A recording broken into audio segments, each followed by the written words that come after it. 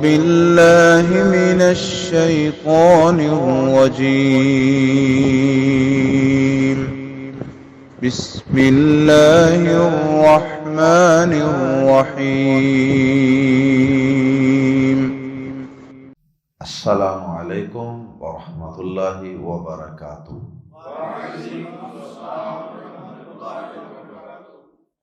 سورہ ہود آیت نمبر 64 سے 68۔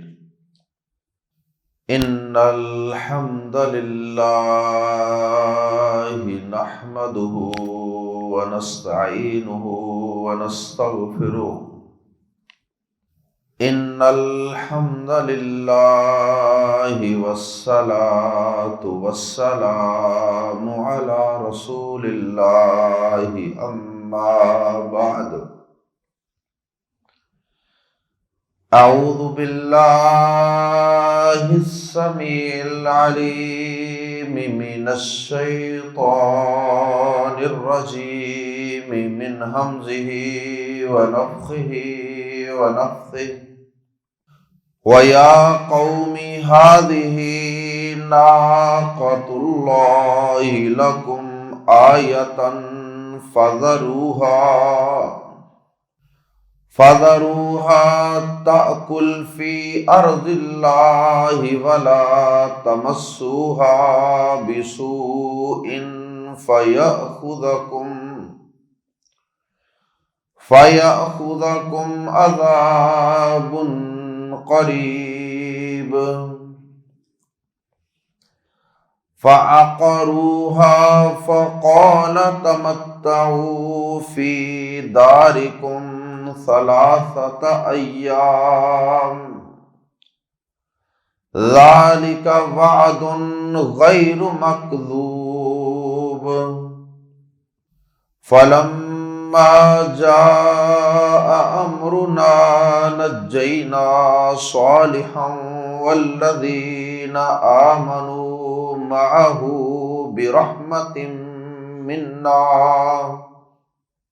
بِرَحْمَةٍ مِّنَّا وَمِنْ خِزْيِ يَوْمِئِذٍ إِنَّ رَبَّكَ هُوَ الْقَوِيُّ الْعَزِيزُ۔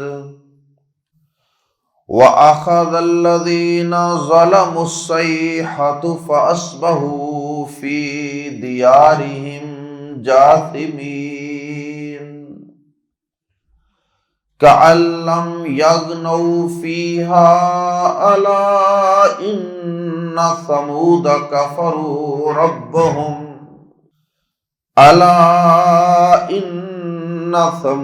كَفَرُوا رَبَّهُمْ أَلَا بُعْدًا لِثَمُودَ۔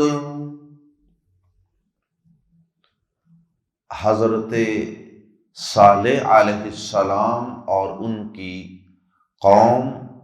قوم ثمود کا تذکرہ چل رہا ہے۔ قوم نے حضرت صالح علیہ السلام سے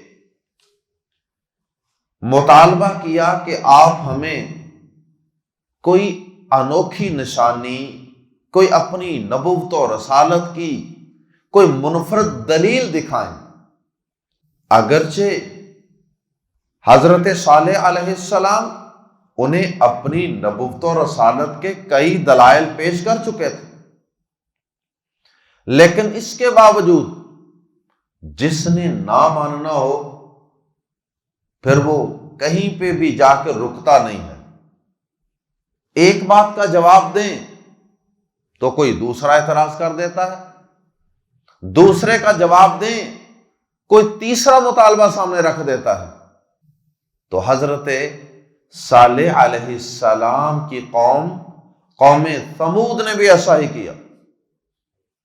بالآخر وہ حضرت صالح علیہ السلام سے مطالبات کرتے کرتے یہاں تک جا پہنچے کہ حضرت صالح علیہ السلام سے انہوں نے یہ مطالبہ کر دیا کہ آپ ہمیں اس پہاڑ کے اندر سے اونٹنی نکال کر دکھائیں۔ اللہ پاک کی قدرت اور اس کی مرضی، اس نے ان کے منہ سے نکلی ہوئی بات کو پورا کر دیا۔ اللہ پاک کسی قوم کے مانگے گئے معجزات اور کیے گئے مطالبات کو پورا کرنے کا پابند نہیں ہوتا، لیکن کسی وقت اللہ پاک کسی قوم کے منہ سے نکلی ہوئی بات کو پورا بھی کر دیتے، اور بطور خاص اس وقت کہ جب اللہ پاک نے کسی قوم کی گرفت کرنی ہو، جب اس قوم کی مہلت ختم ہونے والی ہو، تو پھر اللہ پاک بھی کہتے ہیں کہ چلیں، تمہارا یہ مطالبہ، تمہاری یہ ڈیمانڈ پوری کی جاتی ہے، لیکن ایک شرط ہے، اگر یہ مطالبہ پورا کر دینے کے بعد بھی تم ایمان نہ لائے تو پھر تمہاری اینٹ سے اینٹ بجا دی جائے گی، پھر تمہاری مہلت ختم، پھر تم پہ آسمان سے اللہ کی گرفت اور اللہ کا عذاب آ جائے گا۔ ایسا ہی ہوا اس قوم کے ساتھ، اللہ پاک نے اونٹنی کا مطالبہ فوراً پورا کر دیا۔ حضرت صالح علیہ السلام نے کہا ہذہ ناقۃ اللہ، اے میری قوم یہ لو دیکھ لو، یہ تمہاری آنکھوں کے سامنے اللہ پاک نے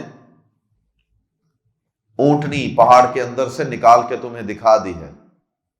اب یہ اللہ کی طرف سے ایک میرے نبی رسول ہونے کی علامت ہے، نشانی ہے، یہ نشانی، یہ معجزہ اب تمہارے پاس ہی رہے گا، جی بھر کے آنکھیں کھول کھول کے اسے دیکھ لو۔ یہ تم میں سے کسی شخص کی اونٹنی کا بچہ تو نہیں ہے، کسی اونٹنی سے تو پیدا نہیں ہوئی، یہ تو اللہ پاک نے خاص اپنی قدرت کاملہ سے پیدا کی ہے۔ لیکن اس اونٹنی کے متعلق اللہ رب العزت کی طرف سے کچھ پابندیاں ہیں، کچھ شرائط ہیں، کچھ SOPs ہیں، ان پابندیوں کا تمہیں لحاظ رکھنا ہے۔ پہلی پابندی یہ کہ یہ اونٹنی جہاں سے تمہارے جانور پانی پیتے ہیں، جس گھاٹ سے، جس کنویں سے، یہ بھی وہیں سے پانی پیے، لیکن ایک دن پورا اس اکیلی اونٹنی کے پانی پینے کے لیے ہوگا۔ اس دن تم میں سے کسی شخص کی اونٹنی، کوئی جانور وہاں سے پانی نہیں پیے گا، اور جس دن تمہارے جانوروں کی باری ہوگی اس دن یہ اونٹنی پانی وہاں سے نہیں پیے گی۔ اس دن تمہارے جانور پانی پیئیں، اور اس دن چاہے تم اپنے جانوروں کے لیے پانی نکال کر برتنوں میں بھر لو، اگلے دن پانی پلانے کے لیے اپنے برتنوں میں بھر لو، لیکن اگلا دن وہ اس اونٹنی کی باری کا دن ہوگا۔ اور دوسری شرط یہ ہے کہ یہ اونٹنی جہاں جی چاہے اللہ کی زمین میں، کھیتوں میں، کھلیانوں میں، جہاں مرضی گھومے پھرے، کھائے پیے چرے، کوئی شخص کسی قسم کا کوئی اعتراض نہیں کرے گا، اور اس اونٹنی کو نہ روکے گا، نہ اعتراض کرے گا، نہ کوئی نقصان پہنچائے گا۔ اور تیسری بات یہ، اگر کسی شخص نے اس اونٹنی کو نقصان پہنچانے کی کوشش کی تو یاد رکھنا کہ پھر اللہ پاک کا عذاب بالکل تمہارے قریب ہے، اچانک اللہ کی طرف سے عذاب اور گرفت آ جائے گی، پھر نہ کہنا بتایا نہیں تھا۔ باری پانی پینے کے مقرر، کھیتوں کھلیانوں میں سے جس جگہ سے چاہے کھائے پیے، کچھ نہیں کہنا، لاڈلی گائے ہے۔ اور اس اونٹنی کو کسی نے کوئی نقصان نہیں پہنچانا، کوئی تکلیف نہیں دینی۔ لیکن قوم نے، اللہ کی باغی و نافرمان قوم تھی نا، تو قوم نے سوچا کہ یہ تو بڑی مشکل میں پڑ گئے ہیں، ایک دن ہمارے جانور پانی پی نہیں سکتے، وہاں جا ہی نہیں سکتے، بڑا مشکل کام ہو گیا ہمارے لیے، ہمیں اپنے جانوروں کے لیے اگلے دن کے لیے بھی پانی بھرنا پڑتا ہے، سٹور کرنا پڑتا ہے۔ اور یہاں سے اہل علم نے یہ بھی ایک نقطہ بیان کیا ہے کہ وہ اونٹنی کوئی ممکن ہے کہ عام اونٹنیوں سے کوئی منفرد اونٹنی ہو ضروری نہیں کہ اس کی شکل، صورت، قد و قامت سارا کچھ بالکل عام اونٹنی جیسا ہو، ممکن ہے اس میں کچھ خاص ہو، ممکن ہے کہ اس کا پینا اور کھانا بھی عام اونٹنیوں سے زیادہ ہو، ممکن ہے وہ سائز میں بھی بڑی ہو، کہ جس کے لیے پورا ایک دن مقرر ہے کہ اس دن صرف وہ پانی پیے، پتہ نہیں کتنا پانی پینا ہوگا اس اونٹنی نے، اور ہر کھیت میں اس کو چرنے کی اجازت ہے، پتہ نہیں کتنا چارہ کھاتی ہوگی، واللہ اعلم۔ بہرحال یہاں پہ ایک بات اور بھی عرض کرتا چلوں کہ یہ جو انبیاء کرام کے واقعات ہوتے ہیں، ان میں بہت سے لوگوں نے بہت سی ایسی باتیں بھی شامل کر دی ہوتی ہیں جو قرآن و حدیث سے ثابت نہیں ہوتی، اور پھر ان واقعات کو لوگوں کے لیے اٹریکٹیو بنانے کے لیے کچھ واعظین بھی اور کچھ غیر محقق قسم کے علماء بھی، جن کا تحقیق اور ریسرچ کے ساتھ زیادہ شغف نہیں ہوتا، ذوق شوق نہیں ہوتا، وہ ایسی بڑی باتیں بیان کرتے ہیں اور پھر چسکا لے لے کے سنتے سناتے ہیں۔ تو وہ باتیں اسرائیلی روایات سے ان واقعات کے ساتھ ملائی جاتی ہیں۔ صحیح حدیث اور قرآن مجید کی کسی آیت سے ان واقعات کے متعلق جتنی معلومات ہیں وہ ہماری ہدایت کے لیے کافی ہے۔ اللہ پاک نے قرآن مجید میں کوئی تاریخی واقعات بطور ایک واقعہ اور کہانی کے بیان نہیں کیے، یہ کوئی واقعات کی کہانیوں کی کتاب نہیں ہے، کوئی تاریخ کی کتاب نہیں ہے قرآن مجید، بلکہ کتاب ہدایت ہے۔ ہم نے اس سے کچھ سیکھنا ہے، اس سے رہنمائی لینی ہے، اس لیے اللہ پاک ان واقعات میں سے جو ہدایت والا پہلو ہوتا ہے وہ بیان کر دیتے، ضروری جس سے انسان کو کچھ فائدہ حاصل ہو جائے۔ بہرحال قوم نے اس اونٹنی کی باری کو اپنے لیے مشکل خیال کیا کہ یہ ہم کیا مصیبت میں پڑ گئے ہیں، تو اس قوم میں سے کچھ بدبختوں نے اس اونٹنی کو قتل کرنے کا فیصلہ کیا، اور ان میں سے جو سب سے بڑا بدبخت تھا اس نے کھڑے ہو کر کہا کہ میں یہ کام کرتا ہوں، اور اس اونٹنی کی کونچیں کاٹ دیں، اس کی ٹانگیں کاٹ دیں، اور جب اس اونٹنی کی ٹانگیں کاٹ کے اس کو نیچے گرا دیا تو پھر اللہ پاک نے جب یہ معجزہ دیا تھا تو ساتھ 3 شرائط لگائی تھی کہ پانی پینے کی باری، کھائے گی جہاں سے مرضی، اور اسے کسی نے نقصان نہیں پہنچانا۔ تو اس معاہدے کی مخالفت اور خلاف ورزی انہوں نے کر دی، اللہ پاک کا وعدہ پورا ہو گیا، اللہ پاک نے آسمان سے ایک زوردار چیخ بھیجی، اللہ پاک کی طرف سے بھیجی گئی چیخ ہوگی، اور وہ کیسی چیخ ہوگی اللہ پاک کے بہتر جانتے، اور اس کی آواز کی فریکوینسی شاید ہر شخص کے کانوں میں ایک جیسی پہنچتی ہوگی۔ عموماً تو ہماری جو آوازیں ہوتی ہیں وہ آواز کے سورس کے قریب والے لوگوں کو زیادہ آتی ہے، جیسے جیسے دور جاتی ہے کم ہوتی جاتی ہے، لیکن وہ چیخ چونکہ ایک خاص چیخ تھی اور اللہ کی طرف سے پیدا کی گئی تھی اور بطور عذاب تھی، اس کی آواز کی شدت اور فریکوینسی ہر کان میں ایک جیسی پہنچی ہوگی۔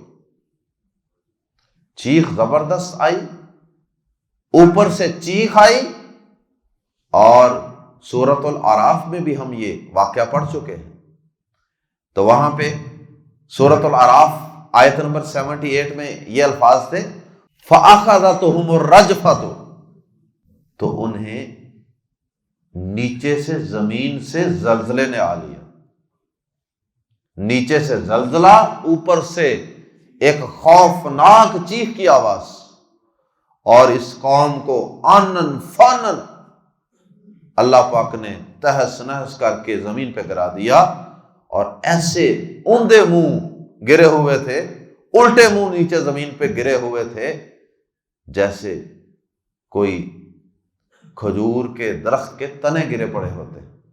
آئیے قرآن مجید کے الفاظ میں پڑھتے ہیں، وَيَا قَوْمِ، اور اے میری قوم، هَذِهِ نَاقَةُ اللَّهِ، هَذِهِ یہ ناقۃ اللہ، اللہ کی اونٹنی ہے۔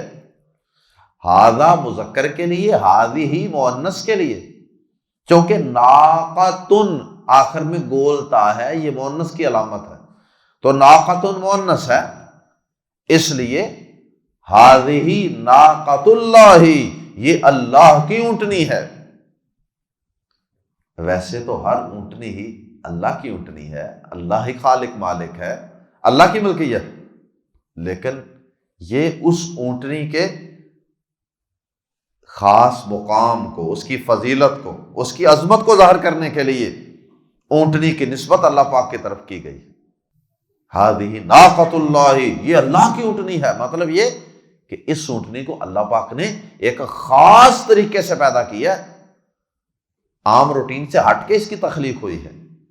لکم، تمہارے لیے، آیتن، ایک نشانی کے طور پہ، آیتن نکرہ ہے اس لیے ہم ترجمہ کر سکتے ہیں ایک نشانی یا عظیم نشانی۔ لکم آیتن، تمہارے لیے عظیم نشانی ہے۔ فا، پس، ذرو، ذر کا معنی ہوتا ہے چھوڑ دے، ذرنی والمکذبین، قرآن مجید میں آتا ہے ذرنی، چھوڑ دے مجھے، والمکذبین، اور جھٹلانے والوں، تو ذر چھوڑ دے، اور ذرو واو آگے لگا دیں، جمع بن گئی۔ فا، پس، ذرو، چھوڑ دو، ہا کی ضمیر لوٹ رہی ہے ناقۃن کی طرف، فا، پس، ذروہا، اسے چھوڑ دو۔ کیا مطلب؟ کہ اسے روکو نہیں، چھوڑ دو اسے، تاکل، کہ وہ کھائے یا کھاتی پھرے، فی ارض اللہ، اللہ کی زمین، اللہ کی زمین میں جہاں مرضی کھاتی پھرے، چھوڑ دے۔ ولا، اور نہ، تمسو، تم تکلیف پہنچاؤ، ہاں اسے، لفظی معنی ہے ولا تمسو، ولا تمسو، اور نہ تم چھو، مس کرنا، چھونا، ولا تمسو، اور نہ تم چھو، ہاں اسے، بھی، ساتھ، سو ان، تکلیف کے، تم اسے ساتھ تکلیف کے، تم اسے ساتھ برائی کے نہ چھو، مطلب تم اسے کوئی تکلیف نہ پہنچاؤ۔ اللہ اکبر۔ یہاں اس کے پانی پینے کی باری کا تذکرہ نہیں ہے، وہ دیگر مقامات پہ وہ تیسری شرط موجود ہے، پانی پینے کی باری والی۔ فا، ورنہ، یاخذا، پکڑ لے گا، اخذ کرنا، پکڑ لینا، فا، ورنہ، یاخذا، آپ پکڑے گا، کم، تمہیں، عذاب، ایک عذاب، قریب، قریب والا، ایک قریب ہی عذاب، ایک بالکل قریب عذاب تمہیں آ پکڑے گا، یعنی اس عذاب کو اپنے سے دور نہ سمجھنا کہ پتہ نہیں وہ کب آنا ہے اور پتہ نہیں کتنی دور ہے۔ اور سورۃ الاعراف میں یہ بات موجود ہے کہ انہوں نے حضرت صالح علیہ السلام سے کہا تھا کہ وہ عذاب لے آ جس کی تو ہمیں بار بار دھمکی دیتا ہے، تو ان سے کہا گیا کہ اس اونٹنی کو تکلیف نہ پہنچانا، اس کے پینے کھانے میں، آرام میں خلل نہ ڈالنا، ورنہ تمہیں ایک ایسا عذاب آ پکڑے گا، آ چھوئے گا جو بالکل قریب ہے، دور نہیں ہے۔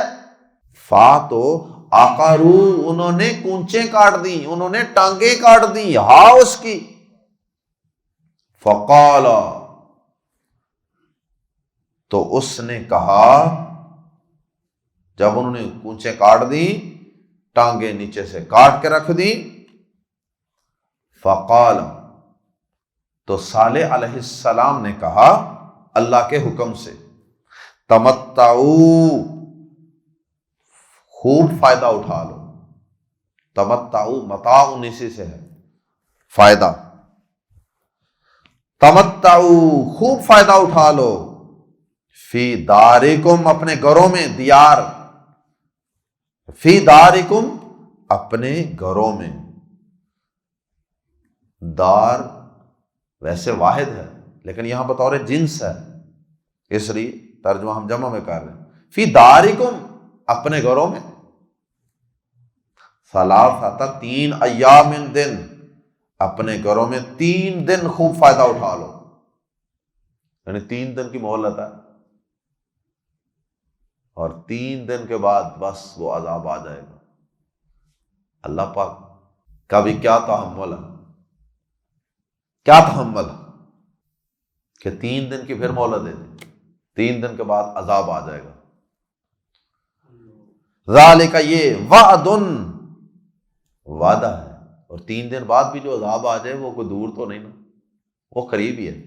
ذالک، یہ وعد، ایک ایسا وعدہ ہے، غیر، نہیں، مکذوب، جھوٹ بولا گیا، یہ ایک ایسا وعدہ ہے کہ جس میں جھوٹ نہیں بولا گیا۔ مکذوب، کذب، جھوٹ، کاذب، جھوٹ بولنے والا، اور مکذوب مفعول کے وزن میں، جس پر جھوٹ بولا گیا، جس کے متعلق جھوٹ بولا گیا، مکذوب۔ تو غیر مکذوب، جس کے بارے میں جھوٹ نہیں بولا گیا۔ یہ عذاب کا وعدہ 3 دن بعد والا، یہ ایک ایسا وعدہ ہے کہ جس میں کوئی جھوٹ شامل نہیں ہے۔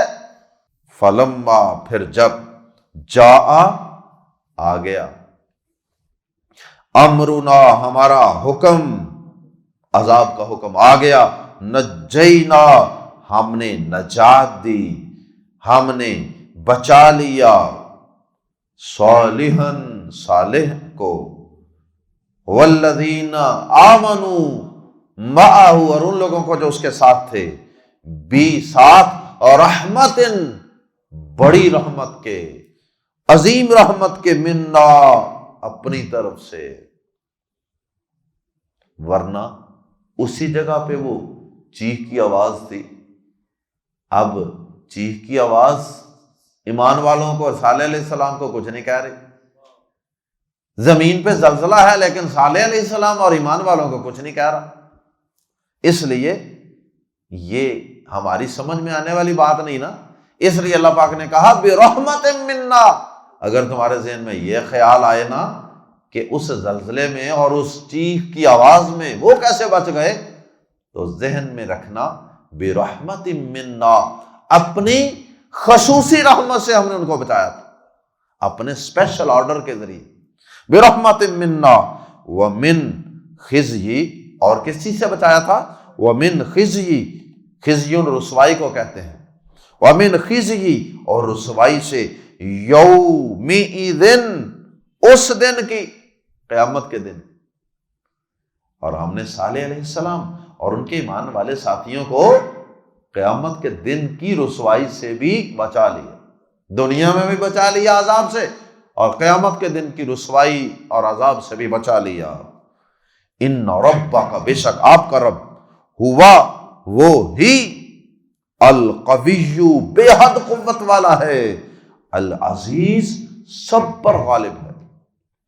وہ جب چاہے کسی قوم کی، چاہے وہ کتنی بھی طاقتور ہو، چاہے وہ بڑی جدید ٹیکنالوجی سے لیس ہو، چاہے وہ پہاڑوں اور پتھروں کے اندر ان کو تراش کر محلات بنا لیتی ہو، قد و قامت والی ہو، مضبوط جسم والی ہو، لیکن اللہ پاک سے زیادہ قوت والی تو نہیں ہو سکتی۔ وہ تو خالق ہے، یہ مخلوق ہے، وہ بڑی ہی قوتوں والا ہے اور سب پر غالب ہے، جب چاہے پکڑ کر سکتا ہے، اور وہ جس کو چاہے اتنی شدید قسم کی چیخ اور زلزلے میں بھی بچا سکتا ہے۔ آج بھی جو ترکی میں زلزلہ آیا ہے، اس زلزلے کے اندر 4 دن کے بعد، 5 دن کے بعد بھی کئی لوگ، کئی بچے زندہ نکل رہے۔ اللہ، وہ اپنی قدرت کی نشانیاں دکھا رہا۔ وَأَخَذَ اور پکڑ لیا الذین لوگوں کو ظلموا جنہوں نے ظلم کیا تھا. کس چیز نے پکڑ لیا؟ الصیحۃ چیخ نے. اور دیگر مقامات پہ الرجفہ زلزلے کا ذکر بھی ہے. اور جن لوگوں نے ظلم کیا تھا، ظلم سے مراد یہاں سب سے پہلے کفر و شرک، اور پھر اس کے بعد دیگر اللہ کی نافرمانیاں اور پیغمبر کی تکذیب اور پیغمبروں سے آڈا لگانا.